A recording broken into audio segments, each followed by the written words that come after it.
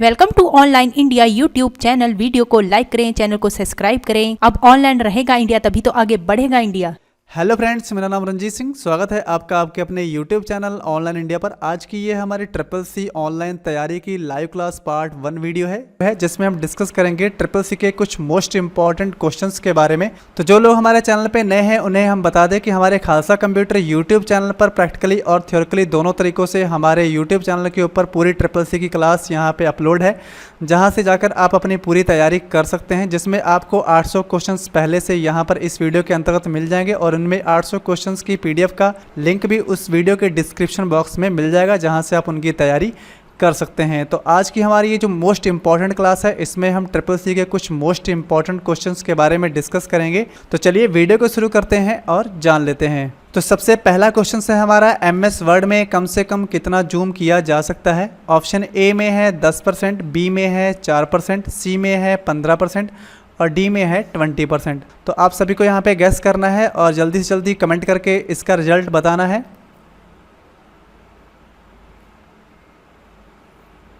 तो इसका जो सही आंसर है वो है ए 10%। जैसा कि मैं आपको यहाँ पे प्रैक्टिकली दिखा देता हूँ, ये हमारा एमएस वर्ड है। अगर इसे हम यहाँ पर मिनिमम जूम करते हैं, देखिए यहाँ पर हम 10% तक इसे ले जा सकते हैं, और अगर इसे हाईएस्ट जूम पर लेके जाते हैं तो 500% तक ले जा सकते हैं। तो यहाँ पे एक क्वेश्चन उठता है कि मैक्सिमम जूम 500% कर सकते हैं और मिनिमम जूम 10% कर सकते हैं। लेकिन अगर यही क्वेश्चन पलट दिया जाए और राइटर में पूछा जाए कि राइटर में कम से कम और अधिकतम जूम कितना हो सकता है, तो अधिकतम आप यहाँ पर देख सकते हैं कि 600% तक हम अधिकतम जूम कर सकते हैं। अगर यहाँ पर मिनिमम पूछा जाए सबसे कम कितना कर सकते हैं, तो यहाँ पर 20% होगा। यानी आपको ये ध्यान रखना होगा, अगर क्वेश्चन आपका एमएस वर्ड से आ रहा है तो आपको यहाँ पे 10% पे टिक करना है कि कम से कम 10% होता है और हाईएस्ट 500% होता है। लेकिन अगर यही क्वेश्चन आपका राइटर से होता है तो आपको यहाँ पे मिनिमम 20% पे टिक करना है, यानी यहाँ पर आपको टिक करना पड़ेगा अगर यहाँ पर राइटर लिखा होगा। अगला क्वेश्चन है हमारा, निम्न में से कौन सा भिन्न है। तो यहाँ पर हमारे पास 4 विकल्प हैं। ए में है कंट्रोल यूनिट, बी में है ALU, सी में है रजिस्टर और डी में है प्रिंटर। तो यहाँ पर आपको जल्दी जल्दी कमेंट करके इसका रिजल्ट देना है।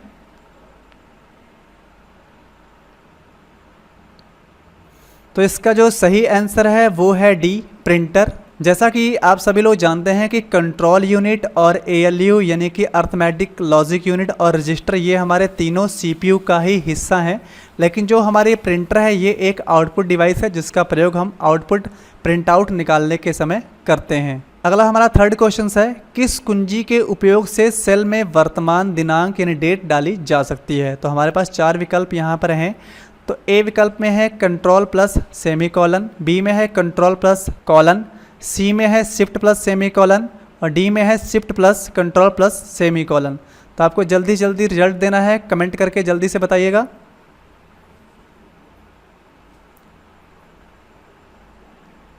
तो इसका जो सही आंसर है वो है ए, कंट्रोल प्लस सेमी कॉलन। ये इसका सही रिजल्ट है। इसको मैं प्रैक्टिकली आपको दिखा देता हूं। जैसे यहाँ पर हम राइटर में आ चुके हैं, अगर हम कीबोर्ड की सहायता से सेमी कॉलन बटन को प्रेस करते हैं, देखिए आपको यहाँ पे करंट डेट जो आज की इस समय डेट है वो यहाँ पे अपने आप से आ जाएगी। तो इस तरीके से इसका सही आंसर आपको कंट्रोल प्लस सेमी कॉलन लगाना है। अगला क्वेश्चन है, वायरस के संबंध में निम्न में से क्या सही है। तो आपको यहाँ पे सही देखना है कि वायरस से कौन सा यहाँ पे वाक्य संबंध रखता है। तो ऑप्शन ए में है यह एक सॉफ्टवेयर प्रोग्राम है, बी यह अपने आप से बनने वाला प्रोग्राम है, सी है यह ऑपरेटिंग सिस्टम की सत्यनिष्ठा को प्रभावित करता है और डी है ऊपर के सभी। तो जल्दी से कमेंट करके इसका आंसर दीजिए।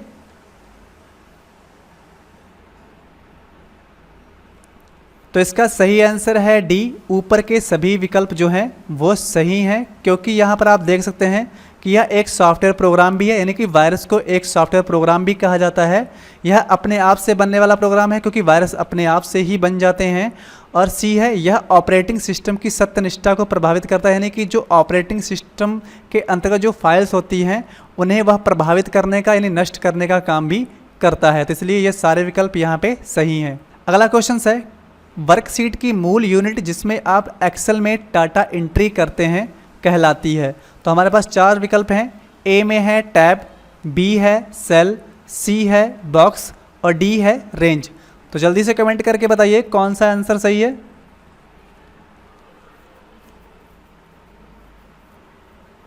तो इसका बी आंसर सही है, सेल। जैसा कि आप सभी लोग जानते हैं कि जैसे ये हमारे पास स्प्रेडशीट है, यानी कि हमारा एक्सेल या आप कैल्क कह सकते हैं, तो जहाँ पर हम लिखते हैं, यहाँ जैसे भी हम क्लिक कर रहे हैं जो बॉक्स सेलेक्ट हो रहा है इसी को हम एक्टिव सेल कहते हैं, यानी कि एक बॉक्स एक सेल होता है। तो यहाँ पर जिस भी सेल में हम लिखते हैं इस बॉक्स का नाम ही सेल है। तो यहाँ पर आप जान सकते हैं जैसे कि ये 1 2 3 4 5 इस तरीके से ये जो लाइंस यहाँ पे हमें इस तरीके से मैं सेलेक्ट करके दिखा रहा हूँ इसे रो बोला जाता है। और यहाँ पर इस तरीके से जो ए बी सी डी इस तरीके से आपको नीचे को दिख रहे हैं इन्हें कॉलम बोला जाता है और एक बॉक्स को सेल बोला जाता है। और जिस पे क्लिक करते हैं उसे एक्टिव सेल बोला जाता है। और एक्टिव सेल का जो नेम होता है वो नेम बॉक्स में यहाँ फार्मूला बार के बाईं तरफ दिखाई पड़ता है। तो ये सारे क्वेश्चंस ही हैं, इन्हें आपको ध्यान रखना होगा। अगला क्वेश्चन है डबल अंडरलाइन के लिए निम्न में से किसका प्रयोग करते हैं। तो ऑप्शन ए है Ctrl+D, बी है Ctrl+K, सी है Ctrl+U और डी है Ctrl+H। तो यहाँ पर आपको जल्दी जल्दी कमेंट करके बताना है कि कौन सा आंसर सही है।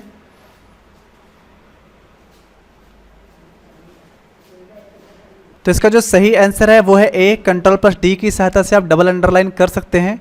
जैसे मैं आपको राइटर पे लेके चलता हूँ, यहाँ पर कोई भी टेक्स्ट लिखते हैं, जैसे यहाँ पे पहले से अंडरलाइन डबल लगा हुआ है तो कंट्रोल के साथ अगर हम यहाँ पे डी प्रेस करते हैं, देखिए अंडरलाइन हट चुका है। इस तरीके से अगर मैं कंट्रोल के साथ डी प्रेस करता हूँ, देखिए यहाँ पर आप नीचे देख सकते हैं कि डबल अंडरलाइन लग चुका है। अगला क्वेश्चन है स्टार्ट मेन्यू को खोलने के लिए शॉर्टकट कीज क्या है। तो option A window logo, B window logo के साथ आपको @ लगाना है, सी विंडो लोगो के साथ M प्रेस करना है, डी विंडो लोगो के साथ आपको F बटन प्रेस करना है। तो जल्दी जल्दी कमेंट करके इसका आंसर बताइए।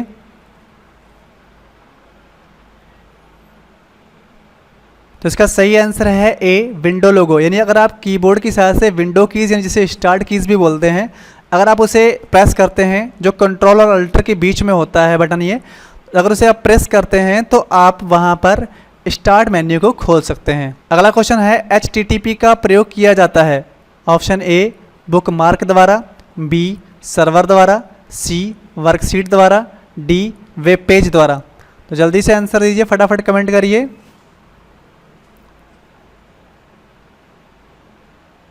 तो जिसका सही आंसर है वो है डी वेब पेज द्वारा HTTP का प्रयोग किया जाता है। और HTTP का पूरा नाम होता है हाइपर टेक्स्ट ट्रांसफर प्रोटोकॉल। जैसे आप यहाँ पर आते हैं तो देखिए यहाँ पर जब हम कोई नया पेज लेते हैं तो यहाँ पर आपको फ्रंट पे HTTPS जैसे कोई वेबसाइट खोलते हैं तो आगे यहाँ पर आपको लगा मिलता है। यही बात यहाँ पर पूछी गई है कि HTTP का प्रयोग कहाँ पे किया जाता है। तो वेब पेज द्वारा आप वहाँ पे जब कोई वेब पेज खोलते हैं तो वहाँ पर इसका प्रयोग किया जाता है। अगला क्वेश्चन है यह एड्रेस प्रतिदिन नहीं बदलता है। तो यहाँ पर आपको छांटना है कि कौन सा ऐसा एड्रेस है जो प्रतिदिन नहीं बदलता है। तो ऑप्शन ए है स्टैटिक IP एड्रेस, बी है डायनेमिक IP एड्रेस, सी है यूनिक IP एड्रेस और डी है उपरोक्त सभी। तो आपको फटाफट आंसर देना है।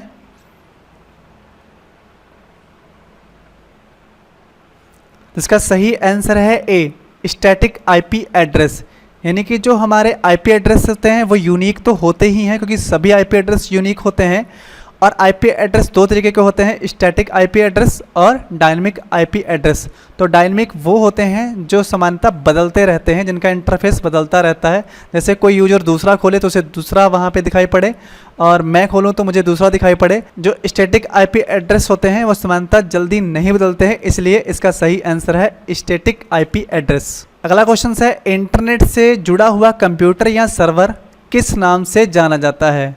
तो ऑप्शन ए है होस्ट, बी है IP एड्रेस, सी है एड्रेस और डी है इसमें से कोई नहीं।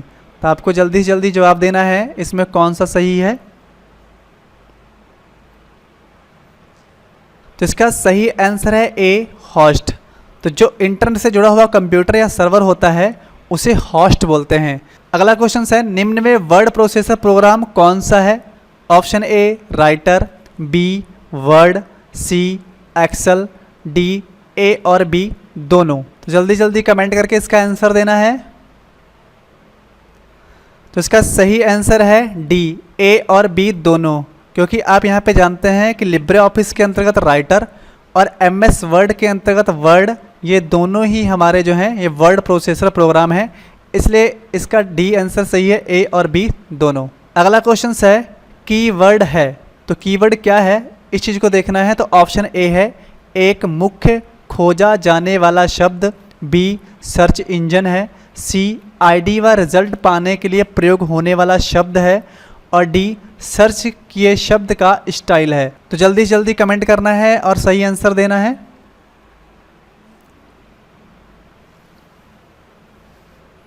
तो इसका सही आंसर है ए, एक मुख्य खोजा जाने वाला शब्द, उसे हम कहते हैं कीवर्ड। जैसे हम किसी चीज़ को जब सर्च करते हैं इंटरनेट पे और उसका सही खोजा जाने वाला वर्ड यानी शब्द मिल जाए तो हम उस चीज़ को बड़ी ही आसानी से ढूंढ लेते हैं, उसी को कीवर्ड बोलते हैं। अगला क्वेश्चन है राइटर प्रोग्राम में नया टेम्पलेट इंसर्ट करने की शॉर्टकट कीज़ क्या है। Option A Ctrl+Shift+N, B Ctrl+Alt+N, C Ctrl+N, D none of these. इसमें से कोई नहीं। तो आपको जल्दी से आंसर देना है कि इसमें कौन सा विकल्प सही है। तो इसका ए आंसर सही है। Ctrl+Shift+N की सहायता से आप नया टेम्पलेट इंसर्ट कर सकते हैं। जैसे आप राइटर पे चलें तो यहाँ पर आपको फाइल में जाना है, क्योंकि ये जो कमांड होती है फाइल में होती है, और यहाँ पर टेम्पलेट आप देख सकते हैं। मैनेज टेम्पलेट का जो शॉर्टकट है वो Ctrl+Shift+N है। तो इस तरीके से इसका सही आंसर है Ctrl+Shift+N।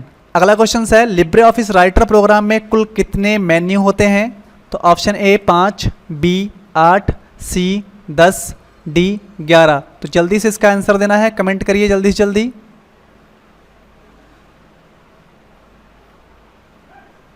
तो इसका सही आंसर है डी, 11 मेन्यू होते हैं राइटर में। जैसे हम यहाँ पे आ जाते हैं तो यहाँ पर ये मेन्यू होता है file, edit, view, insert, format, style, table, form, tools, window, help. तो अगर ये गिने जाएँ तो ये टोटल आपके 11 हैं, 1 2 3 4 5 6 7 8 9 10 11। तो इस तरीके से हमारे राइटर में 11 मेन्यू होते हैं, इसलिए इसका करेक्ट आंसर है 11। अगला क्वेश्चन है टेलीफोन लाइन में किस प्रकार के नेटवर्क का प्रयोग किया जाता है। ऑप्शन ए वैन wide area network, B LAN local area network, C PAN personal area network, D wireless. तो जल्दी जल्दी कमेंट करके इसका आंसर देना है।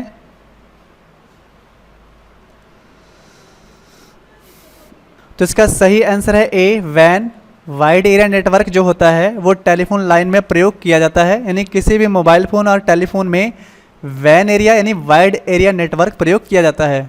अगला क्वेश्चन है वह कौन सी मेमोरी है जिसमें बनाते समय ही उसकी प्रोग्रामिंग की जाती है। Option A ROM read only memory, B RAM random access memory, C E ROM erasable programmable read only memory, D P ROM programmable read only memory. तो आपको जल्दी जल्दी इसका रिजल्ट देना है। मैंने इसका फुल फॉर्म भी आपको बता दिया है।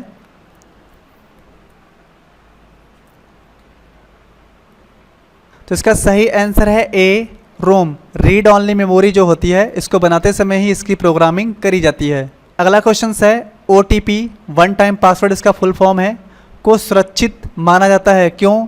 ऑप्शन ए है यह जनरेट करना आसान होता है, बी इसको शेयर नहीं कर सकते हैं, सी यह हर एक्सेस के लिए भिन्न हो सकता है इसलिए, डी यह एक डिजिटल एन्क्रिप्टेड पासवर्ड है इसलिए।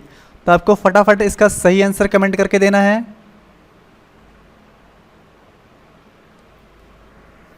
तो इसका सही आंसर है सी, यह हर एक्सेस के लिए भिन्न होता है, यानी कि जितनी बार भी आप ट्रांजैक्शंस पेमेंट का करेंगे या किसी भी तरीके का कोई भी एक्सेस लेना चाहेंगे तो हर बार OTP अलग होगा, इसलिए यह सुरक्षित है। अगला क्वेश्चन है RTGS का पूरा नाम क्या है। तो यहाँ पर हमारे पास 4 विकल्प हैं। ए विकल्प है real time gain settlement, B real time gross settlement, C rotational transaction gain settlement, D none of these. तो फटाफट कमेंट करके सही आंसर देना है कि कौन सा इसका फुल फॉर्म है।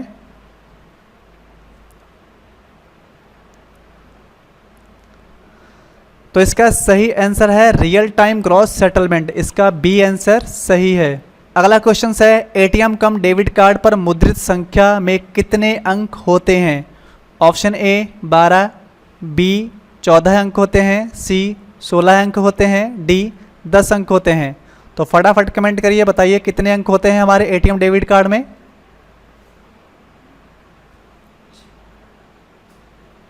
तो इसका सही आंसर है सी 16 यानी कि जो हमारा एटीएम कार्ड है उसके ऊपर 16 अंक लिखे होते हैं। अगला क्वेश्चन है PIN का क्या अर्थ है, यानी पिन का फुल फॉर्म क्या है। तो option A portable identification number, B permanent identification number, C personal identification number, D none of these. तो फटाफट कमेंट करिए और बताइए इसका कौन सा आंसर सही है।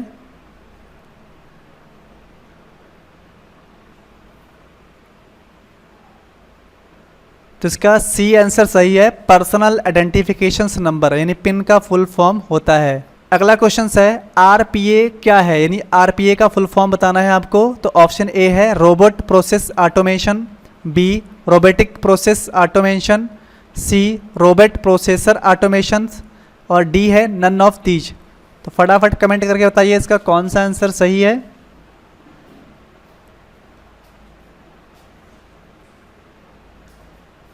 तो इसका बी आंसर सही है, रोबोटिक प्रोसेस ऑटोमेशन। अगला क्वेश्चन है ईमेल एड्रेस का पहला भाग को हम क्या कहते हैं, यानी आपको बताना है कि ईमेल का पहला भाग क्या होता है। ऑप्शन ए डोमेन नेम होता है, बी यूजर नेम होता है, सी ISP होता है, डी निवास का पता होता है। तो फटाफट कमेंट करके बताइएगा कौन सा आंसर इसका सही है।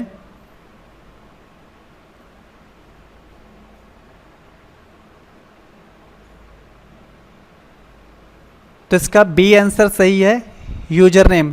जैसा कि आप जानते हैं कि ईमेल के दो भाग होते हैं, जिसे @ से डिवाइड किया जाता है। ये जो @ होता है इससे इसको डिवाइड किया जाता है और इसमें जो फ्रंट पे होता है उसे यूजर नेम बोलते हैं और जो @ के बाद होता है उसे हम डोमेन नेम बोलते हैं। जैसे मान लीजिए खालसा कंप्यूटर @gmail.com, तो इस तरीके से खालसा कंप्यूटर यूजर नेम है और जो हमारा gmail.com है ये हमारा डोमेन नेम है। तो जो पहला वाला भाग है उसे यूजर नेम बोला जाता है। अगला क्वेश्चन है किस चीज़ का प्रयोग करने से ईमेल एड्रेस याद करने की आवश्यकता नहीं रहती है। तो यहाँ पर ऑप्शन ए है browser, B search engine, C address book, D phone book. तो यहाँ पर फटाफट आपको कमेंट करके बताना है इसमें कौन सा आंसर सही है।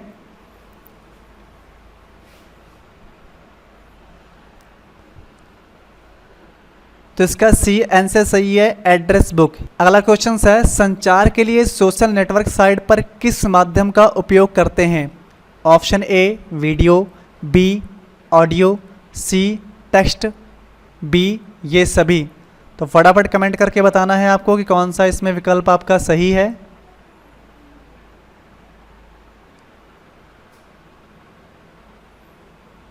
तो इसका सही आंसर है डी ये सभी।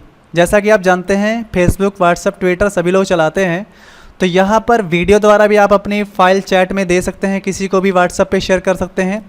ऑडियो में भी आप अपनी वॉइस द्वारा भी उससे चैट कर सकते हैं या टेक्स्ट कीबोर्ड से लिखकर भी आप चैट कर सकते हैं। तो इस तरीके से ये चारों ही विकल्प यहाँ पर ये सभी यानी डी वाला विकल्प सही है आपका। अगला क्वेश्चन है कुछ वेबसाइट्स के अंतर्गत क्रय और विक्रय करते हैं। तो option A social networking sites, B entertainment sites, C e-commerce sites, D search engine. तो फटाफट आपको आंसर देना है कि इसमें कौन सा विकल्प सही है।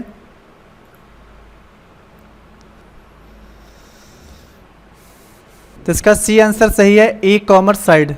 जैसा कि आप जानते हैं कि ई-कॉमर्स साइट्स में हमारा अमेजॉन आता है, फ्लिपकार्ट आता है, ऐसी बहुत सी साइट्स हैं जहां पर हम अपने वस्तुओं का लेन देन कर सकते हैं, खरीद सकते हैं। तो वो सभी साइट्स ई-कॉमर्स साइट्स कहलाती हैं। अगला क्वेश्चन है गूगल उदाहरण है, यानी गूगल क्या किस चीज़ का उदाहरण है। तो ऑप्शन ए सर्च इंजन का, बी सोशल नेटवर्क का, डी गूगल बाबा का, डी इसमें से कोई नहीं। तो इसका सही आंसर आपको देना है फटाफट। तो इसका सही आंसर है ए सर्च इंजन, यानी कि जो गूगल है उसे सर्च इंजन के नाम से जानते हैं। अगला क्वेश्चन है उमंग ऐप कितनी भाषाओं को सपोर्ट करता है। Option A 10, B 12, C 13, D 18। तो आपको फटाफट आंसर देना है कि इसमें कौन सा आंसर सही है।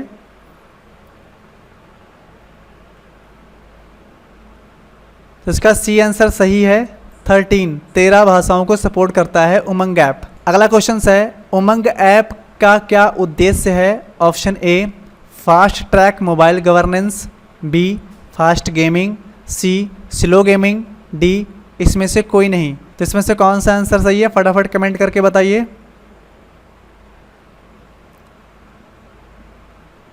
तो इसका सही आंसर है ए, फास्ट ट्रैक मोबाइल गवर्नेंस, यानी गवर्नमेंट स्कीम के साथ जोड़ने के लिए आपको उमंग ऐप बनाया गया है, गेमिंग के लिए नहीं है, तो इसलिए दोनों विकल्प गलत हैं। और तीसरा ऑटोमेटिक गलत है, इसलिए ए इसका सही है। अगला क्वेश्चन है IRCTC ने किस कंपनी के साथ मिलकर इंटरनेट टिकट प्रणाली शुरू करी थी? तो ऑप्शन ए है क्रिस, बी है ब्रिस, सी है ए और बी दोनों, डी है इसमें से कोई नहीं। तो फटाफट कमेंट करके बताइए इसमें कौन सा विकल्प सही है।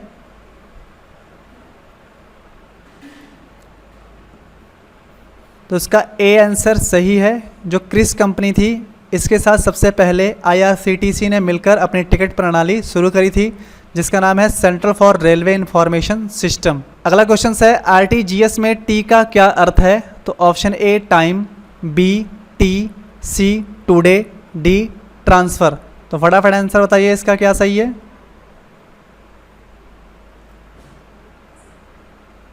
तो इसका ए विकल्प सही है टाइम, क्योंकि इसका फुल नेम होता है रियल टाइम ग्रॉस सेटलमेंट। तो यहाँ पर टी फॉर टाइम, तो यहाँ पर ये विकल्प सही है। अगला क्वेश्चन है बैंक किस पर ब्याज देता है? ऑप्शन ए जमा, बी ऋण, सी निकासी, डी लेन देन। तो इसमें कौन सा विकल्प सही है? फटाफट आंसर दीजिए।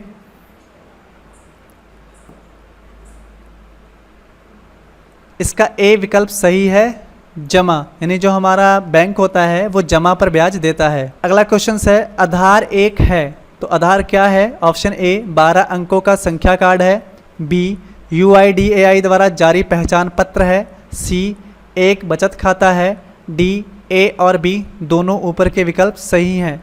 तो कौन सा इसमें सही विकल्प है? फटाफट कमेंट करके बताइए।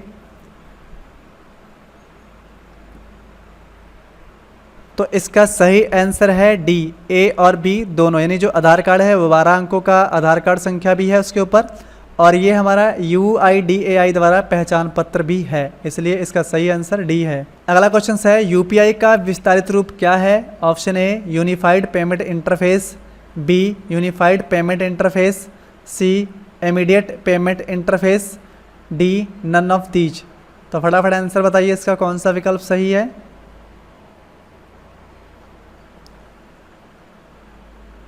तो इसका ए विकल्प सही है यूनिफाइड पेमेंट इंटरफेस। तो यहाँ पे आपको ध्यान रखना है ये यूनिफाइड है और ये यूनिफाइड है, तो यहाँ पर थोड़ा सा मीनिंग का मिस्टेक है, तो आपको इस तरीके से विकल्प वहाँ पर आ सकते हैं, तो आपको ये देख लेना है, अच्छे से पहचान कर फिर ही आंसर देना है। अगला क्वेश्चन है रुपे डेबिट कार्ड क्या है? तो ऑप्शन ए डोमेस्टिक डेबिट कार्ड है, बी भारत के NPC द्वारा जारी है, सी सभी ATM और POS मशीनों द्वारा स्वीकृत है, डी उपरोक्त सभी। तो इसमें कौन सा आंसर सही है? फटाफट आंसर दीजिए। तो इसका डी आंसर सही है उपरोक्त सभी, यानी कि हमारा डोमेस्टिक डेबिट कार्ड भी है और NPC द्वारा जारी भी किया है और ATM और POS मशीनों द्वारा स्वीकृत भी है, तो यही विकल्प हमारा सही है। अगला क्वेश्चन है RPA प्रोसेस कौन क्रिएट करता है? तो option A robot, B user, C tester, D programmer.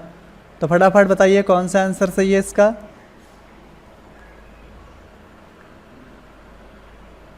तो इसका बी आंसर सही है यूजर, तो यूजर द्वारा ही RPA प्रोसेस को क्रिएट किया जाता है। अगला क्वेश्चन है पहली AI प्रोग्रामिंग भाषा है? Option A basic, B Fortran, C IPL, D LISP। तो फटाफट बताना है कौन सा आंसर इसका सही है। तो इसका सी विकल्प सही है IPL, जिसका पूरा नाम होता है इंफॉर्मेशन प्रोसेसिंग लैंग्वेज। अगला क्वेश्चन है निम्न उपकरणों में से कौन सा कृत्रिम बुद्धिमत्ता में प्रयोग किया जाता है? तो option A art, B design, C input, D neural network. तो फटाफट कमेंट करके बताइए कौन सा इसमें सही है।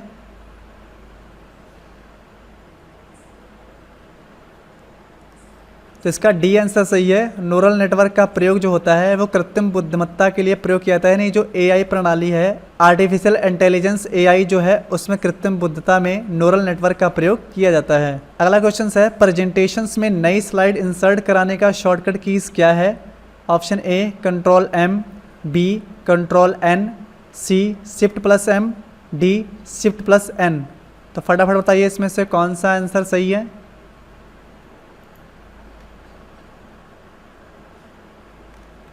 जैसे कि यहाँ पर आप इम्प्रेस में आएंगे, यहाँ पे आपको आ जाना है स्लाइड में, यहाँ न्यू स्लाइड का शॉर्टकट कंट्रोल M है, यहाँ पर आप देख सकते हैं। अगला क्वेश्चन है क्लाउड कंप्यूटिंग के लाभ कौन कौन से हैं? ऑप्शन ए कम लागत, बी तीव्र गति, सी अधिक सुरक्षित, डी ये सभी। तो फटाफट बताना है कौन सा आंसर इसका सही है।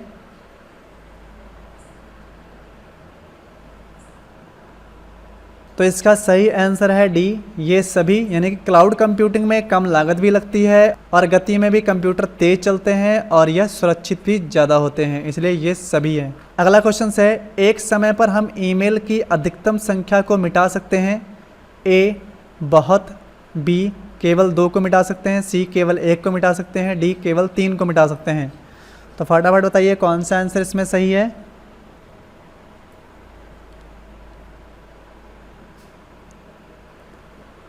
तो इसका सही आंसर है ए बहुत, यानी बहुत से ईमेलों को एक साथ मिटाया जा सकता है। अगला क्वेश्चन है जब कोई हैकर किसी नेटवर्क में प्रवेश करता है तो यह एक नेटवर्क कैसी समस्या है, यह हमको पहचानना है। ऑप्शन ए परफॉर्मेंस की समस्या है, बी रिलायबिलिटी की समस्या है, सी सिक्योरिटी की समस्या है, D none of the above, इसमें से किसी की भी समस्या नहीं है। तो फटाफट आंसर बताइए कौन सा आंसर सही है।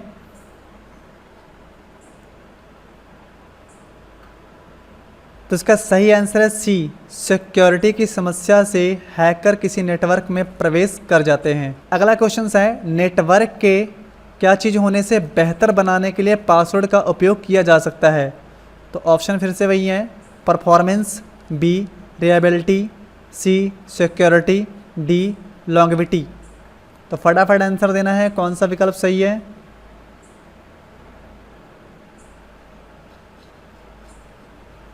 तो इसका भी सी आंसर सही है सिक्योरिटी, यानी तो पासवर्ड का उपयोग जो होता है नेटवर्क को सिक्योरिटी देने के लिए किया जाता है, इसके लिए सी आंसर सही है। अगला क्वेश्चन है कंप्यूटर को हैक करना हमेशा कानून द्वारा अवैध और दंडनीय है? Option A false, B true. तो क्या ये बात सही है या गलत है, आपको फटाफट आंसर देके बताना है।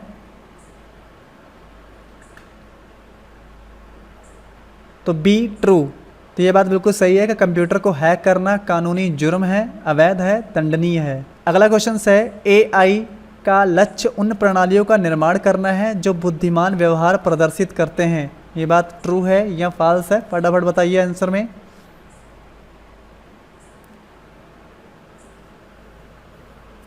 तो इसका ए आंसर सही है। एआई का पूरा नाम होता है आर्टिफिशियल इंटेलिजेंस।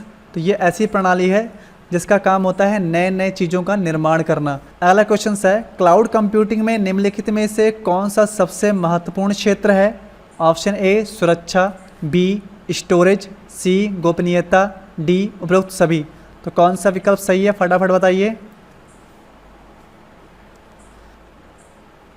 तो इसका ए ऑप्शन सही है, सुरक्षा। अगला क्वेश्चन है क्लाउड कंप्यूटिंग में क्लाउड का अर्थ क्या है? Option A wireless, B hard drive, C log, D internet. तो फटाफट बताइए कौन सा आंसर इसमें सही है।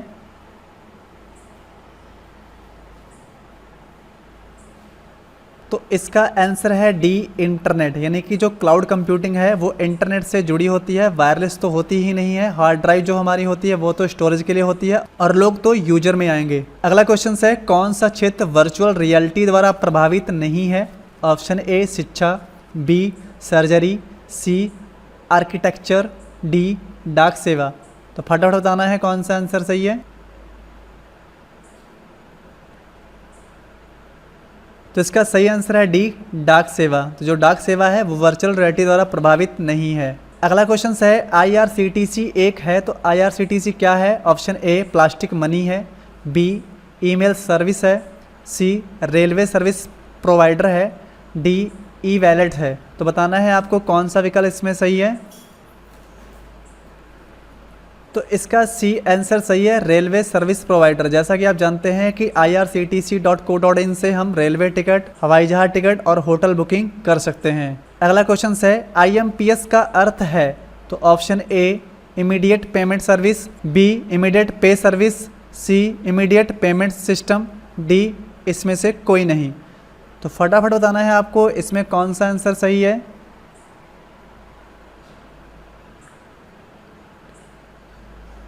तो IMPS का सही आंसर यहाँ पर है ए, इमीडिएट पेमेंट सर्विस। ये IMPS का फुल फॉर्म होता है। अगला क्वेश्चन है अबंटू लिनक्स आधारित ऑपरेटिंग सिस्टम है। Option A true, B false. Option A true, यानी जो अबंटू है वो लिनक्स आधारित ऑपरेटिंग सिस्टम है, इसलिए इसका ए आंसर सही है, ट्रू। तो आज की क्लास में इतना ही। तो आई होप आज की क्लास आपको अच्छी लगी होगी। अगर क्लास आपको अच्छी लगी हो तो कमेंट बॉक्स में कमेंट लिख के ज़रूर बताइएगा। तो मिलते हैं कल फिर से 8 बजे CCC ऑनलाइन तैयारी लाइव क्लास पार्ट 2 में फिर से हम 50 क्वेश्चंस के साथ। तो तब तक के लिए गुड बाय, जय हिंद।